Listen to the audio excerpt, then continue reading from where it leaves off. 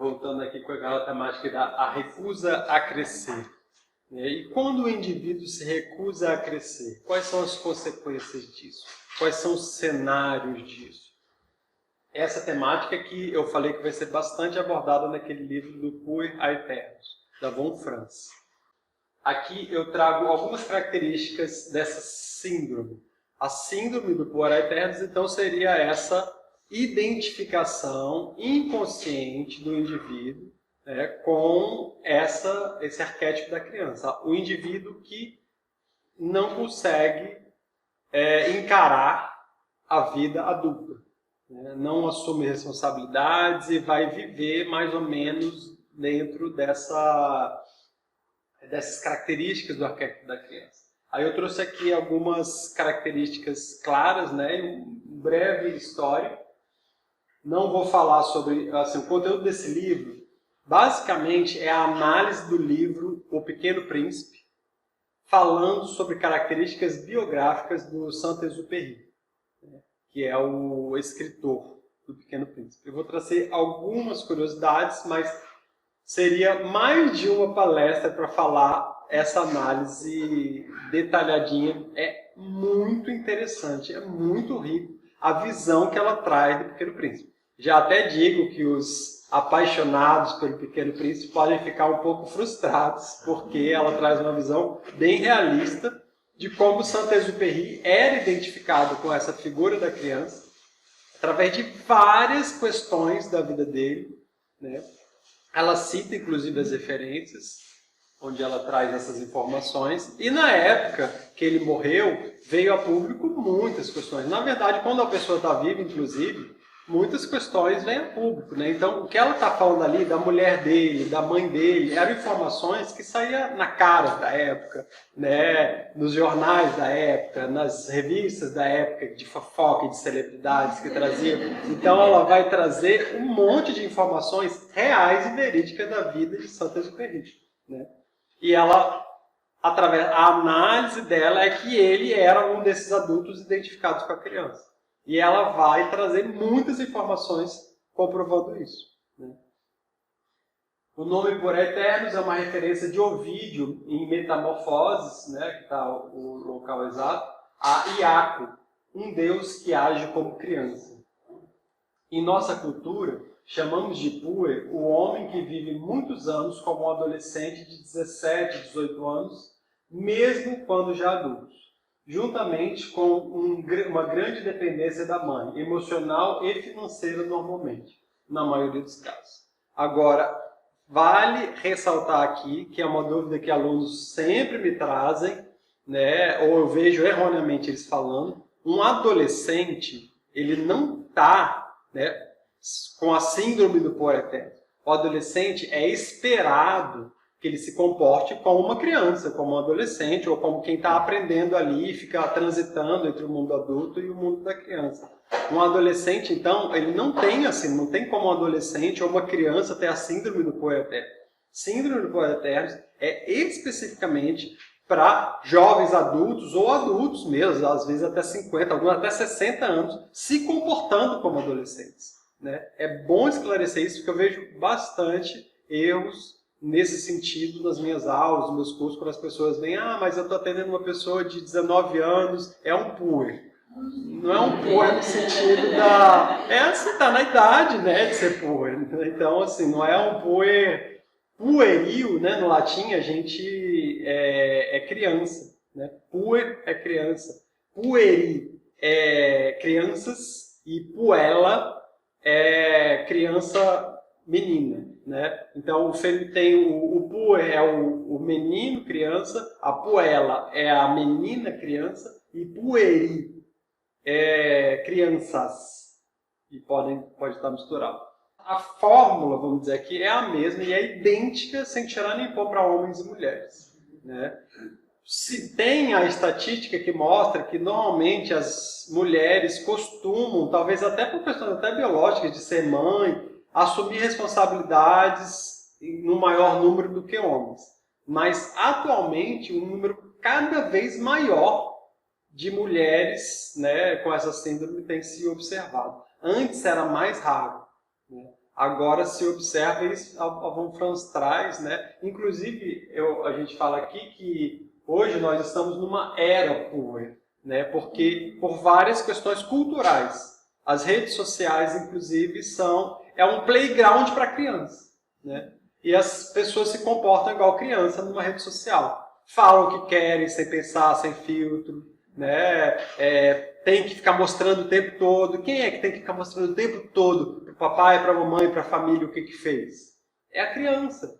Mas agora todo mundo comeu alguma coisa, você tem que mostrar o que está comendo. Foi num lugar bonito, eu tenho que mostrar para todo mundo que eu estou nesse lugar bonito. Tirou férias, todo mundo já cansou de ver milhões de fotos de mar. Mas eu estou lá no mar e eu tenho que mostrar que eu estou no mar. É um comportamento pueril, é um comportamento infantil. As redes sociais, elas reforçam diariamente, às vezes centenas de vezes, comportamentos pueris. E por isso nós estamos vendo uma sociedade que está sendo infantilizada, né? E não é especificamente no Brasil, não. Não tem diferença nenhuma nos Estados Unidos, na Europa. Eu morei 3 anos na Europa, posso dizer que é sem tirar nem pôr, igualzinho, né? É instintivo. Olha a criança querendo se manifestar aí. A criança, dá corda para uma criança. Ela só vai parar quando ela dormir, né? Quando acabar a pilha dela. Não tem fim. Fica alimentando a criança no adulto. Vai também. Essa criança, ela é insaciável, né? Então a gente tem que tomar cuidado. E essa é a parte da palestra que eu faço eu sempre trago um momento assim, né, responsabilidade social. Nós temos que ter consciência disso, observar no nosso comportamento, se a gente está reforçando isso, nos nossos filhos, né, nas pessoas que nós estamos juntos. Se você chega numa mesa de bar, num café, num lugar, até com uma família, num restaurante, e está todo mundo olhando no celular, tem uma coisa muito errada com isso, né? Então a socialização faz parte do mundo adulto, né? Ficar no mundo da fantasia, da imaginação, olhando ali o que gostaria, nossa, eu quero comprar isso, isso e isso. E aí já vem toda uma sociedade de consumo também botando ali, né, para você ficar sonhando, quando eu tiver essa casa, quando eu tiver esse vestido, quando eu tiver esse carro, quando eu tiver, né, homens e mulheres igualmente sendo seduzidos ali no mundo da fantasia nas redes sociais. Você está no mundo da criança, né? Você tem que vir para o mundo concreto, da socialização, do trocar, né? É responsabilidade nossa para a gente. Qual vai ser o mundo que nossos filhos vão viver, né? Se nós caímos na cilada e não educamos também nossos filhos, a tendência é isso só aumentar. E os sintomas da sociedade já estão claros. Na política a gente já observa isso. Uma infantilização dos discursos políticos, né? Última eleição do Brasil, ninguém nem apresentou proposta. Quem ganha no grito, ganha em quem fala mais mal do outro. Quem fica falando mal do outro? É a criança, né? Líderes mundiais nos seus twitters, se você pegar e não souber de quem é e só mostrar para alguém, você vê uma criança de 5 anos que está escrevendo isso, né? Pega o Twitter de Trump durante todo o período que ele era presidente dos Estados Unidos. É um absurdo isso. Isso é um sintoma. Isso não é o Trump. Isso é um sintoma de uma sociedade que está evidente em um cidadão uma grande criança que assumiu o poder. E é perigosíssimo quando grandes crianças assumem o poder, porque a gente está à iminência de uma guerra nuclear, né? Então, assim, o presidente lá da Ucrânia era um comediante, né? O comediante se tornou presidente, né? Vai ter bom abacaxi. Sim, e o Putin é o dono do playground, né? Ninguém mexe em nada, então tem que se mostrar, tem que estar sempre dizendo que é o fodão, né? As campanhas dele tá lá montando urso sem camisa, com metralhadora, os negócios assim. É a criança, a gente está vivendo num mundo puer, né? Como que a gente não viveu no mundo puer? Eu fico às vezes assim. Se você pega discurso de líderes políticos poucas décadas atrás, você vai ter muita diferença. Mas muita diferença. As redes sociais, assim, o puer sempre teve na sociedade. Sempre você teve aí um personagem que se destacou, inclusive pelas características pueris, e todo mundo gostou dele por causa disso. Até porque ele é sedutor mesmo, né? Mas assim... Mas era exceção, né? Exatamente. Exageradamente, isso é inédito na história da humanidade. Não era um estilo, né? Agora virou um estilo. Exatamente. A questão é, algumas características vão sendo isoladas e reforçadas. A sociedade de consumo, ela apela para a nossa criança interior, né? Então, assim, a sociedade de consumo começa há décadas atrás, muito antes de redes sociais. A infantilização de alguns comportamentos são reforçadas, e aí, claro, mais cedo ou mais tarde, dependendo da cultura, há muito tempo, até antes das redes sociais, por uma série de fatores. Uma sociedade que não tem maturidade, é muito mais fácil de se controlar, é muito mais fácil dar a política de pão e circo, quanto tempo tem, né, dos romanos lá. Vamos manter todo mundo entretido, felizinho, vamos alimentar a criança deles porque eles não vão se revoltar. Isso são estratégias. Então, assim, mas agora a rede social disseminou isso, facilitou muito, reforça muito, é muito reforço o tempo todo. Então, não é a rede social que criou isso, mas ela potencializou, reforçou de uma forma nunca antes vista. Sim. Eu acho que o assustador não é ter um apoio. O assustador é tanta gente querendo que ele volte. Entendeu? Ele refletir todo. É isso que a sociedade. Pois é, por isso que não é o Trump, não é? Por que o Trump está lá em primeiro lugar? Né? Enfim. E não é questão só dos Estados Unidos, do Brasil, ou da Ucrânia e ou Rússia, enfim. No mundo temos, né, um problema endêmico. Mas, enfim. O indivíduo identificado como poor normalmente vive uma busca eterna por um paraíso perdido. A vida começa a impor desafios e responsabilidades que ele nega e procura uma maneira, muitas vezes respaldado pela mãe ou família, de não assumir o compromisso de se tornar adulto e de permanecer eternamente nesse paraíso. Outra característica é muito mais comum hoje, por conta de uma série de desenvolvimentos da vida mesmo. Hoje tem infraestrutura, tem saúde, tem educação, não se pode comparar a vida, e isso a gente pode traçar uma média, inclusive, no mundo inteiro. Hoje nós podemos ter mais tempo de ócio, de lazer, né? Há uma luta menos frequente e constante pela sobrevivência, mesmo em quem nasce em comunidades mais carentes, tem-se mais acesso, né? À informação, à tecnologia, acessos de saúde. Então, assim, isso é uma característica. Há mais tempo para eu tenho a opção. Antes eu não tinha opção. Inclusive, antes não existia nem a figura do adolescente, por exemplo. É recentíssimo na história da humanidade a figura do adolescente. Era a criança, já ia se vestindo como mini adulto, e de repente ela já começava a assumir a responsabilidade de adulto e ela já era adulto. A transição da criança para o adulto era assim, muito rápida e muito mais cedo. Hoje, a adolescência é uma criação moderna de algumas décadas atrás. Tem até um autor que eu esqueci o nome agora, mas que ele dedicou muito estudo para isso, um sociólogo. E cada vez mais tem observado que essa adolescência tem se alargado. Antes era só a transição ali até os 18 anos, né? Hoje, assim, não, 25 anos você vê um adolescente completo. 30 anos, um adolescente completo. Então, características gerais, né, dessa síndrome.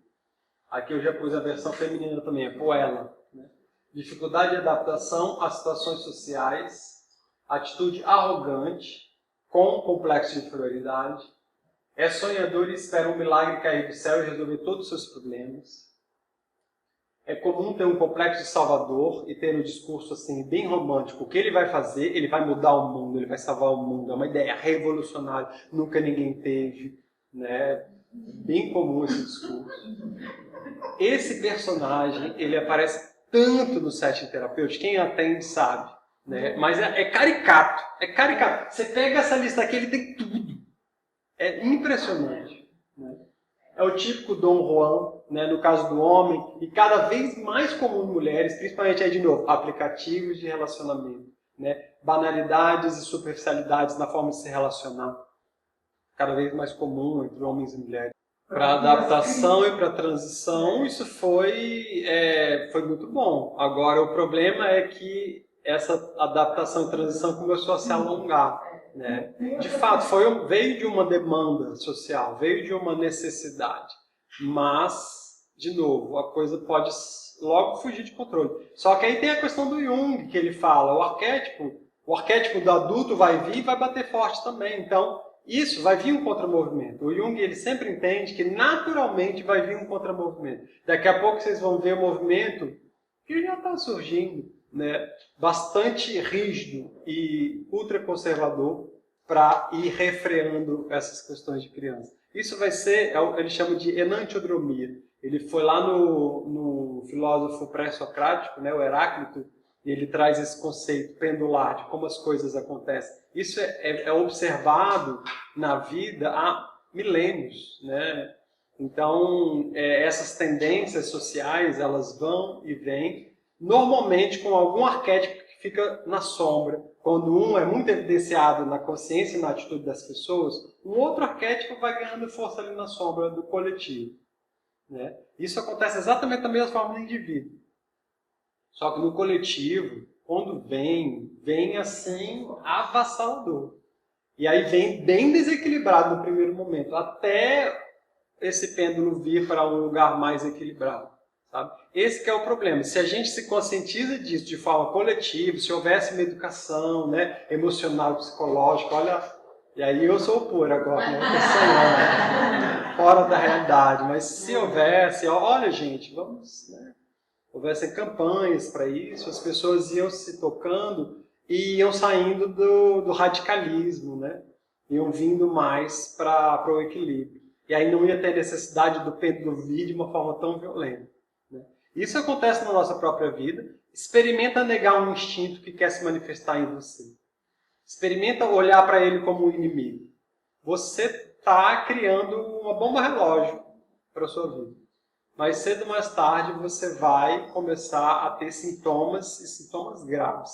Alguns podem ser tão graves que levam a pessoa à morte, né? Ela sucumbe de tão forte que foi. Ou vai para um desvio de personalidade muito sério, né? E acaba causando atrocidades na sociedade. Vide o exemplo que eu muitas vezes dou, o dogma do celibato em algumas religiões, incluindo o catolicismo, e a deformidade que isso gera no caso da pedofilia, né? Um desvio.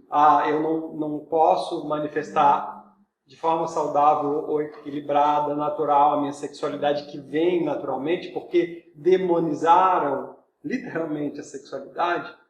Então eu desvio isso, né, para um objeto de desejo que não é o instintivo, né, que vai para a criança. Infelizmente, inclusive, esses comportamentos de uma forma bem distorcida estão sendo estimulados também culturalmente. Mas, enfim, seria um outro fato. Normalmente, o Pura gosta de correr riscos, esportes radicais, aviação, drogas alucinógenas, tudo o que tira da realidade e o transporta para o ar, a fantasia, né? Geralmente muito ansioso e impaciente, comum episódios de depressão. Ninguém consegue sustentar o frenético da criança o tempo todo. Então, é bem comum vir episódios depressivos também.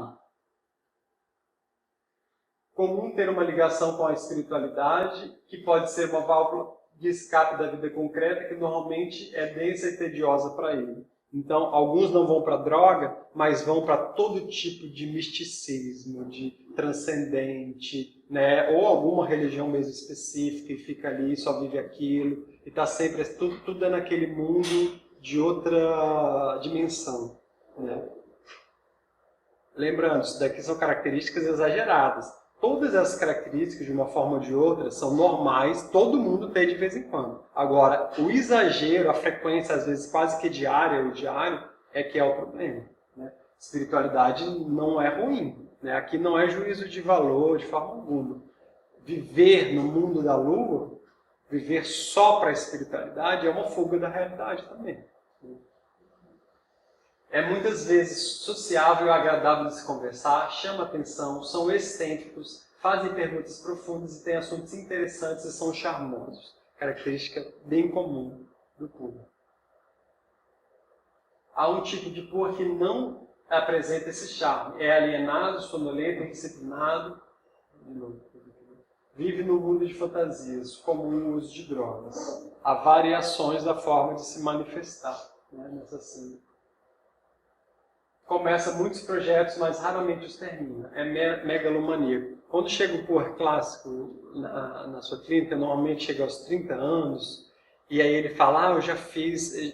Se gaba de ter feito 4 cursos superiores, mas não terminou nenhum. Depois você vê que, né, às vezes ele fez um semestre de um, mas ele fala, não, eu fiz administração, eu fiz psicologia até, eu fiz isso, fiz aquilo. Aí quando você vai explorar e ver, de fato, fez um semestre de um ano do outro, 3 anos do outro e abandonou, às vezes chegou até a monografia, larga, começa outro, né? Normalmente chega para você já iniciando um outro, né?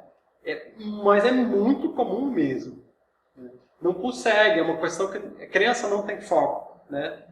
O adulto que não consegue, aí alguém pode falar, mas às vezes é ótimo, eu mesmo tenho 3 cursos superiores, às vezes até a pessoa terminou. Depende muito de quem é e como é que fez, né? Mas o não ter foco é uma característica da criança, né? Tá brincando aqui, aí até é uma estratégia dos pais, né? Não quer que ela fique ali às vezes fazendo barulho no brinquedo chato, aí chega aqui e mostra, olha só, isso daqui mostra uma coisa silenciosa, né? Aí a criança larga aquilo, vai lá e se entretém e começa todo de novo o interesse por aquela nova coisa, né? Você observa no adulto essas características transformadas da criança, né? É a mesma coisa, é um brinquedo novo, um curso novo é um brinquedo novo, mas não tem nenhuma pretensão de assumir responsabilidades com aquilo, né? De ver uma utilização prática para aquele curso. E por vezes é idealista, ingênuo e inocente. A síndrome, né? A síndrome do Puma está diretamente ligada com um complexo materno negativo, geralmente uma mãe dominadora, forte, que dá tudo para o filho ou filha e despreza o masculino adulto. Isso, inclusive, verbalmente é muito reforçado. O seu pai é vagabundo, ou então já se separou e fala todo homem assim, porque não confia em homem, não sei o quê, Então você está passando já, às vezes, principalmente se é um filho homem, a mensagem de que não é bom ser homem. Então, aí vem já, né, esse condicionamento de quando eu me tornar adulto, então eu não vou ser adulto, porque minha mãe sempre falou que ser adulto homem não é bom, então eu não vou ser, eu que sou esse objeto, inclusive ele foca na mãe e ele fica na mãe. Por isso do Dom Juanismo, que é falado lá atrás, eu não consigo nem eleger uma mulher para ser uma mulher que eu vou construir uma vida, ter família, assumir responsabilidades. Não, a minha mãe eu coloco no altar e eu não me relaciono, não crio vínculos profundos e emocionais com ninguém. A Vonfreda fala muito de exemplos disso, inclusive de Saint-Exupéry.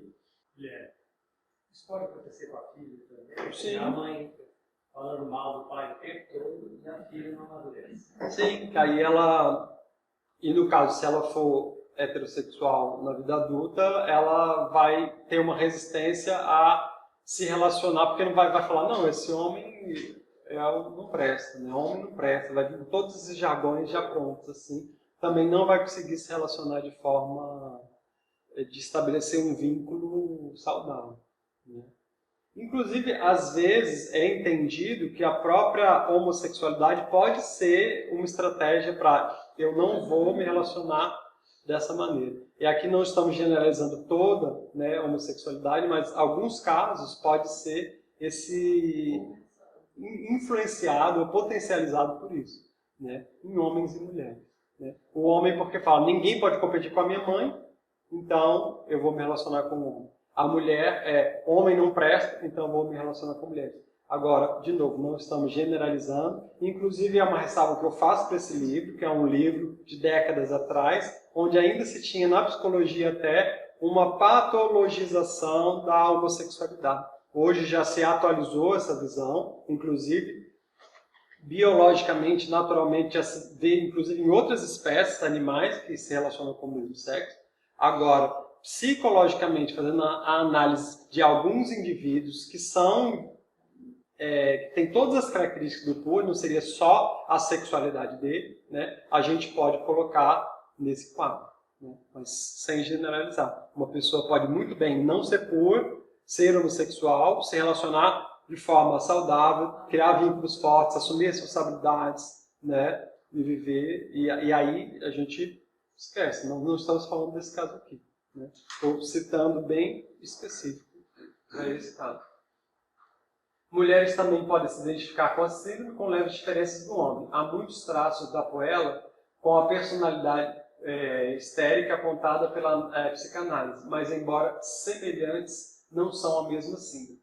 Então, assim, a histeria, ou hoje conhecida como síndrome histriônica, né, personalidade histriônica, tem muitas características da criança, mas não é a mesma coisa. Não vou entrar aqui, que seria uma aula de psicopatologia, e a histeria daria um curso só para isso. Mas, para quem conhece aí já os termos, saiba que não é a mesma coisa. A analista von Franz aponta como uma das possíveis curas, entre aspas, que eu coloco, né, para essa síndrome do trabalho. Porque, assim, o trabalho vai fazer a pessoa ter foco, assumir responsabilidade, se relacionar socialmente, frustrar ela. Tudo que o mundo adulto, né, vai fazer para recondicionar essa pessoa a sair do mundo da criança.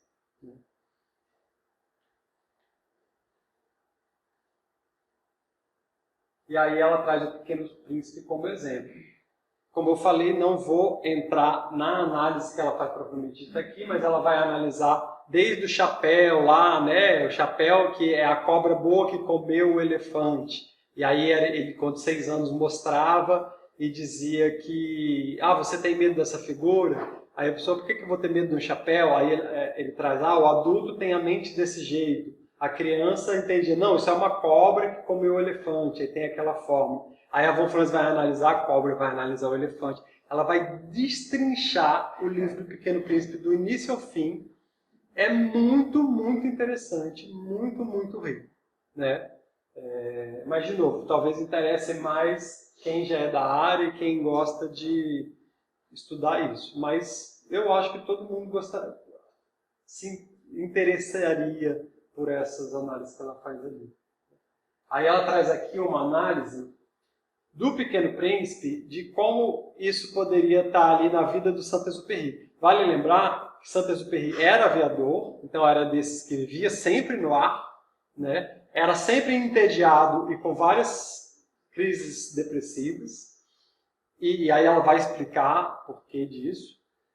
E ele escreve o livro em 1944 e ele morre em 1945 num acidente de avião no oceano.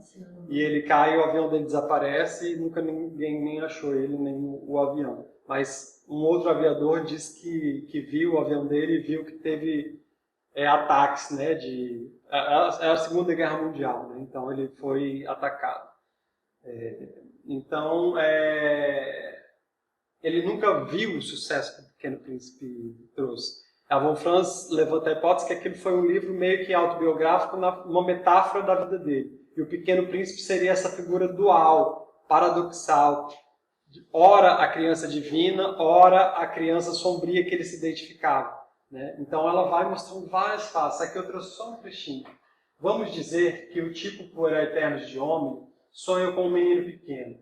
Então ele pode deduzir pela história do sonho se a aparição da criança tem efeito fatal, e nesse caso podemos tratar como se a sombra infantil estivesse ainda puxando para trás. Se a mesma figura aparece de modo positivo, contudo, aí você pode dizer que o que aparece às vezes muito tolo e infantil deve ser aceito por encerrar em si uma possibilidade de vida. Se fosse sempre assim, então, a análise desse tipo de problema seria muito simples.